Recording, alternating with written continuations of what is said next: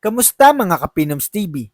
Aminin natin, sa Pilipinas, parang extension na ng bahay natin ang mall. Dito tayo kumakain, nagde-date, nagpapalamig, minsan nagmo-move on, at kung minsan napapaisip kung bakit ba tayo nandito. Dahil may mga mall na kahit malaki, kahit bukas ang ilaw, kahit may aircon, parang walang kabuhay-buhay. Tahimik, walang ganap, at minsan pakiramdam mo, ikaw lang ang tao sa buong floor. Ngayong araw, dadalhin ko kayo sa isang kakaibang tour. Hindi ito tungkol sa pinakamagarbo o pinakasosyal. Ang pag-uusapan natin ay ang 10 pinakaboring na mall sa Pilipinas. Ang ibig sabihin ng boring dito ay hindi panlalait, kundi yung mga mall na kulang sa attractions, walang bago sa bawat balik, at madalas puntahan lang kapag may kailangan. Hindi dahil gusto mo talagang magstay. At ano pang hinihintay natin? Simulan na natin ang countdown. Top 10. Evergotesco Commonwealth. Ang Evergotesco Commonwealth sa Quezon City ay isang mall na may matinding nostalgia factor. Noong dekada 90 at early 2000s, isa ito sa mga pinakasikat na tambayan ng mga pamilya at estudyante sa Commonwealth area. Ngunit ngayon, malinaw na ramdam na ang paglipas ng panahon. Batay sa kasalukuyang tenant directory at on-site observations, limitado ang mga bagong brands at paulit-ulit ang uri ng mga tindahan. Dominado ito ng budget retail, appliance stores at ilang fast food chains na matagal nang hindi nagbabago ng konsepto. Wala ring major entertainment upgrades tulad ng modern cinemas, large arcades, o lifestyle attractions na karaniwan na sa mas bagong mall developments. Ayon sa retail market studies ng Colliers Philippines, ang mga mall na hindi regular na nire-renovate ay nakakaranas ng steady decline sa dwell time ng customers. Ito ang sitwasyon ng Evergotesco. Madalas puntahan kapag may kailangang bilhin, pero bihirang gawing destination. Alam nyo bang ang Evergotesco ay kabilang sa mga unang mall sa Quezon City na nagpakilala ng one-stop shopping concept sa labas ng city center? Marami sa mga stall dito ay parehong pamilya pa rin ang nagmamay-ari mula pa noong unang dekada ng mall, kaya bihira ang pagbabago sa layout at produkto. Top 9. Fora Mall Tagaytay. Matatagpuan sa Cavinti Road sa Tagaytay City, ang Fora Mall ay isa sa mga mas bagong mall kumpara sa iba sa listahang ito. Bukas at fully operational pa rin ito hanggang ngayon at pag-aari ng Ayala Land subsidiary. Ngunit sa kabila ng magandang lokasyon at preskong klima ng Tagaytay, madalas ilarawan ang Fora Mall bilang isang mall na kulang sa energy at excitement. Batay sa tenant mix at actual visitor behavior, limitado pa rin ang bilang ng retail stores at karamihan ay mabilis lang puntahan. Maraming bisita ang pumapasok para manood ng sine, kumain saglit at pagkatapos ay umaalis na agad. Ayon sa retail study ng Colliers Philippines, may mga mall na kahit may anchor attractions ay nagiging single-purpose destination lamang kapag kinulang ang complementary experiences tulad ng interactive spaces, events, pop-up concepts, at diverse dining clusters. Ito ang sitwasyon ng Fora Mall. May highlight pero hindi sapat para gawing all-day destination. Ang Fora Mall ay bahagi ng isang master plan development ng Ayala Land na layong magsilbing commercial hub ng Southern Tagaytay area. Sa weekdays, mas mataas ang cinema traffic kaysa sa retail food traffic, isang senyales na mas dinadayo ang sinihan kaysa sa mismong mall experience. Top 8. Pacific Mall Lucena. Ang Pacific Mall Lucena ay isa sa pinakamatagal ng mall sa lungsod at nagsilbi itong pangunahing shopping destination sa loob ng maraming taon. Ngunit sa kasalukuyan, kapansin-pansin ang kakulangan nito sa modern appeal.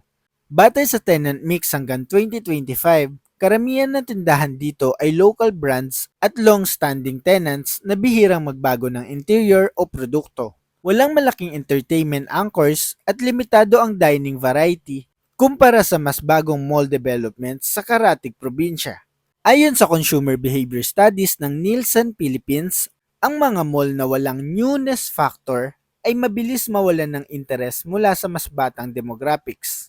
Maraming residente ng Lucena ang nagsasabing parang pareho pa rin ang itsura ng mall kahit lumipas na ang mahigit isang dekada, bagay na parehong nostalgic at boring para sa ilan. At alam nyo bang isa ang Pacific Mall Lucena sa unang mall sa rehiyon na nagkaroon ng escalator? Isang malaking bagay noon para sa mga taga-probinsya. Top 7. Gaisano City Mall, Iligan. Matatagpuan sa Iligan City, Lanao del Norte, ang Gaisano City Mall, Iligan ay isang existing at operational mall hanggang ngayon na malinaw ang layunin, maging praktikal at abot-kaya para sa pang-araw-araw na pangangailangan ng komunidad. Ngunit pagdating sa modern mall experience, dito nagsisimulang pumasok ang dahilan kung bakit ito napapasama sa listahan ng pinaka-boring na mall. Batay sa tenant mix at aktwal na layout ng mall, dominado ang espasyo ng department store, grocery, value apparel at basic retail. May kainan ngunit karamihan ay fast food at small food stalls na mabilis lang puntahan. Walang sinehan, walang modern arcade, at walang experiential attractions na karaniwang inaasahan ng mas batang mall goers o ng mga pamilyang gustong magtagal. Ayon sa retail behavior patterns na madalas banggitin sa mga pag-aaral tungkol sa secondary cities, ang ganitong klaseng mall ay may mataas na transactional traffic pero mababang dwell time. Ibig sabihin, pumapasok ang mga tao na may malinaw na pakay, mamili ng kailangan at umalis agad pagkatapos. Walang masyadong dahilan para maglakad-lakad, mag-explore o bumalik para sa bagong karanasan. Dagdag pa rito, bihira ang mall-wide events, seasonal installations o pop-up concepts na nakapagbibigay ng sense of novelty. Dahil dito, nagiging predictable ang karanasan. Para sa ilan, ito ay convenience, pero para sa naghahanap ng excitement at variety, madalas itong maramdaman bilang tahimik at kulang sa ganap. Ang Gaisano Group ay isa sa pinakamalaking family-owned retail chains sa Pilipinas, lalo na sa Visayas at Mindanao. Maraming regular shoppers ng Gaisano City Mall Iligan ang may dala ng shopping list. Isang senyales na errand-based, hindi leisure-based ang paggamit ng mall. Top 6. City Mall Imus. Ang City Mall Imus sa Cavite ay bahagi ng City Mall chain na kilala sa konsepto ng community o neighborhood mall. Ibig sabihin, ang pangunahing layunin nito ay convenience, hindi entertainment. At dito rin nagmumula ang dahilan kung bakit ito itinuturing na isa sa mga mas boring na mall pagdating sa overall experience. Sa actual na tenant composition, makikita na ang mall ay umiikot sa grocery, pharmacy, basic retail stores at ilang fast food chains. Walang arcades, walang event halls at walang experiential attractions. Dahil dito, maikli ang oras ng pananatili ng mga bisita. Pasok, bili, kain ko kinakailangan at uwi. Iyan ang karaniwang flow ng mga pumupunta rito. Ayon sa retail mobility patterns na karaniwan sa neighborhood malls, ang ganitong setup ay nagre-resulta sa mataas na visit frequency pero mababang engagement. Madalas puntahan pero bihirang gawing tambayan. Halos wala ring seasonal changes sa itsura ng mall at bihira ang mall-wide events na kayang magbigay ng bagong dahilan para bumalik. Bagamat mahalaga ang City Mall Imus sa pang-araw-araw na buhay ng mga residente sa paligid, hindi ito idinisenyo bilang destination mall. Para sa mga sanay sa mas malaking lifestyle mall sa Cavite at Metro Manila, ang karanasan rito ay madalas ilarawan bilang diretso, tahimik at walang masyadong kaabang-abang. Ang City Mall chain ay kadalasang itinatayo malapit sa residential areas para madaling mapuntahan kahit lakarin. Mas mataas ang grocery at pharmacy foot traffic kaysa retail at dining. Isang malinaw na indikasyon na utilitarian ang pangunahing gamit ng mall. Top 5. Isitan Recto. Ang Isitan Recto ay isa sa mga pinakamatagal ng bukas na shopping center sa Maynila at hanggang 2026 ay patuloy pa rin itong operational. Gayunpaman, malinaw na ang papel nito sa kasalukuyang mall ecosystem ay malayo na sa dating imahe nito bilang sosyal at modernong department store. Sa kasalukuyan, ang mall ay nagsisilbing functional retail space, hindi lifestyle destination. Batay sa tenant composition, karamihan ng tindahan ay nakatuon sa budget clothing, school supplies, textiles at affordable essentials. Halos walang anchor tenants na kayang humatak ng leisure traffic. Wala ring sinihan, arcades o dedicated event spaces. Ayon sa Urban Retail Analysis ng UP School of Urban and Regional Planning, ang ganitong uri ng mall ay karaniwang may short dwell time. Ibig sabihin, mabilis pumasok at mabilis lumabas ang mga tao. Mapapansin din na limitado ang renovation sa interior. Maraming bahagi ng mall ang nananatiling halos pareho ang itsura sa loob ng mahigit isang dekada. Para sa ilan, ito ay nostalgic. Para sa mas batang mall goers, ito ay nagmumukhang luma at walang novelty. Alam nyo bang ang Isitan ay dating isa sa Big 3 department stores ng Maynila noong dekada 80? Maraming tindahan dito ay family-owned at ipinasa-pasa na sa susunod na henerasyon, kaya bihira ang pagbabago sa konsepto. Top 4. Tutuban Center. Ang Tutuban Center ay isang mall na may napakalaking historical significance. Tinayo ito sa dating Tutuban Railway Station, ang unang central terminal ng tren sa bansa. Ngunit habang mataas ang halaga nito sa kasaysayan, hindi entertainment ang pangunahing disenyo ng mall na ito. Sa actual na tenant mix, dominado ito ng wholesale clothing, Tiangge-style stalls, textiles, at bulk buy retail. Ang layout ay mas angkop sa mabilisang pamimili kaysa sa paglalakad-lakad para maglibang. Ayon sa PSA Retail Mobility Data, ang mga mall na may wholesale orientation ay may mas mababang average stay duration kumpara sa lifestyle malls. Bagamat may food options at ilang branded stores, kulang ito sa experiential elements tulad ng interactive spaces, cinemas o event-driven activities. Kaya para sa mga naghahanap ng mall bilang tambayan, madalas itong maramdaman bilang tahimik at utilitarian. Alam nyo bang ang gusali ng Tutuban ay isa sa pinakamatandang commercial structures sa Metro Manila na aktibong ginagamit pa rin?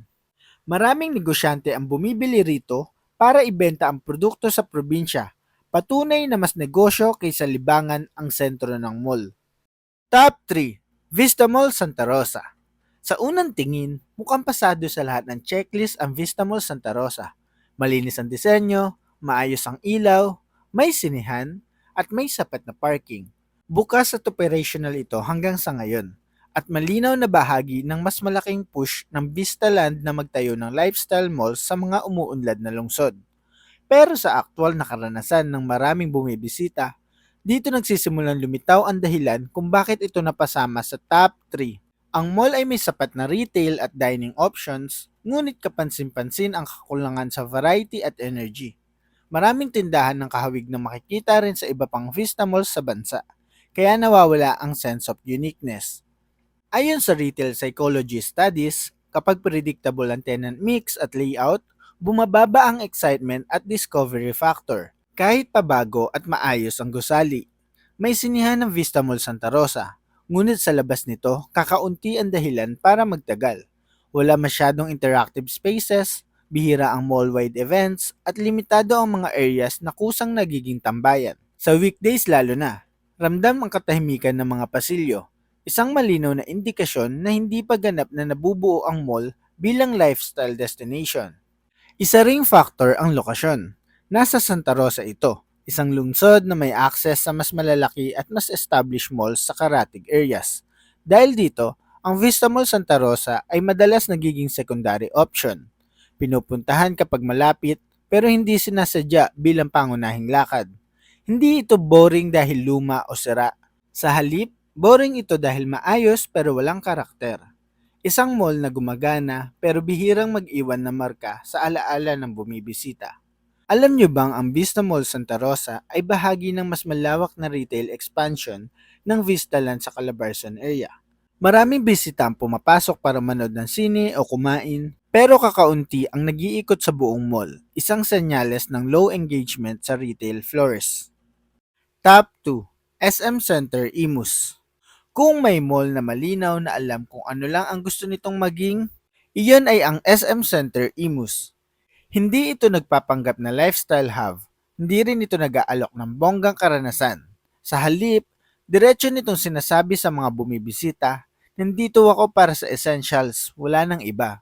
Sa aktual na galaw ng mga tao sa loob ng mall, makikita agad ng pattern. Karamihan ay papasok, didiretso sa supermarket o pharmacy, dadaan sa isa o dalawang basic retail stores, kakain kung kailangan, at aalis na. Walang masyadong naglalakad ng walang direksyon, walang nagtatagal para magtingin-tingin lang, at bihira ang mga grupong ginagawang tambayan ang lugar. Hindi ito dahil kulang ang tao. May foot traffic ang SM Center Imus. Ngunit ayon sa retail behavior observation sa community malls, ang foot traffic na walang engagement ay hindi nagiging mall experience. Walang sinihan, walang arcades, at walang event-driven spaces na kayang baguhin ang mood ng lugar. Ang disenyo at tenant mix nito ay sadyang nakapokus sa mabilisang galaw, hindi sa pag stay. Sa konteksto ng listahang ito, nagiging boring ang SM Center Imus hindi dahil pangit o walang buhay ang mall, kundi dahil wala itong kahit anong element of surprise. Alam mo na agad ang mangyayari bago ka pumasok at kadalasan tama ang hinala mo. Ang SM Center format ay iba sa SM City. Mas maliit, mas utilitarian at mas pang neighborhood. Mas mataas ang repeat visits kaysa sa length of stay, isang classic sign ng errand-based mall. Top 1. Victory Central Mall. Kung ang SM Center ay tahimik dahil moderno at diretso, ang Victory Central Mall sa Caloocan ay tahimik dahil naiwan na ito ng panahon. Ito ang uri ng mall na pagpasok mo pa lang, ramdam mo agad na hindi ito idinisenyo para sa kasalukuyang henerasyon ng mall goers. Ang Victory Central Mall ay existing at operational pa rin hanggang ngayon. Ngunit ang kabuuang karanasan sa loob nito ay nakaugat pa rin sa lumang konsepto ng urban retail. Ang tenant mix ay binubuo ng budget retail, Changi-style stalls, basic services, at ilang kainan na matagal nang naroon. Walang sinihan, walang leisure anchors, at walang espasyong hinihikayat kang magtagal. Ang mas kapansin-pansin ay ang galaw ng tao. Marami pumapasok pero mas marami ang mabilis ding lumalabas. May mga bisitang hindi na umaakyat sa upper floors at may mga oras na kahit bukas ang buong mall, parang kalahati lang ang aktibong ginagamit. Ayon sa Urban Retail Observation sa older city malls, ito ang malinaw na senyales ng pass-through retail space, dinadaanan, hindi dinadayo. Hindi rin nakakatulong na bihira ang renovations at halos walang mall-wide events o visual refresh na kayang magbigay ng bagong buhay sa espasyo. Para sa mas batang henerasyon na sanay sa lifestyle malls na may events, cinemas at interactive zones, ang Victory Central Mall ay nagiging simbolo ng isang mall na hindi na nag-e-evolve. At dito nagmumula ang dahilan kung bakit ito ang top 1. Hindi lang ito boring sa isang aspeto. Boring ito sa kabuuang karanasan mula pagpasok hanggang paglabas. Alam nyo bang bago pumasok ang mas malalaking mall developers sa Caloocan, ang Victory Central Mall ang isa sa pangunahing shopping areas ng lungsod. Mataas ang daily passersby pero mababa ang leisure engagement, isang classic sign ng retail stagnation. At iyan ang 10 pinaka-boring na mall sa Pilipinas ngayong 2026. Muli, hindi ito para manira, kundi para ipakita kung gaano kabilis magbago ang mall culture sa bansa. Ang mall na buhay noon, maaaring tahimik na ngayon. At ang tahimik ngayon, pwedeng biglang sumigla kung sasabay sa panahon. Ngayon, ikaw naman na magkwento. Ilan sa mga mall na nabanggit ang napuntahan mo na? May mall ba dito na sa tingin mo ay hindi naman boring? O may mall na wala sa listahan pero para sa'yo, iyon talaga ang pinakawalang ganap? I-comment mo sa baba kung alin para sa'yo ang pinaka-boring na mall at bakit. Gusto kong mabasa ang experience mo. Kung napadaan ka lang ba, kung naligaw ka, o kung talagang wala kang magawa kaya umuwi ka kaagad. At kung nag-enjoy ka sa ganitong klaseng content, huwag kalimutang mag-like, mag-subscribe, at i-share mo sa kaibigan mong mahilig mag-mall. Maraming salamat sa panonood. Ito ang Pinoms TV.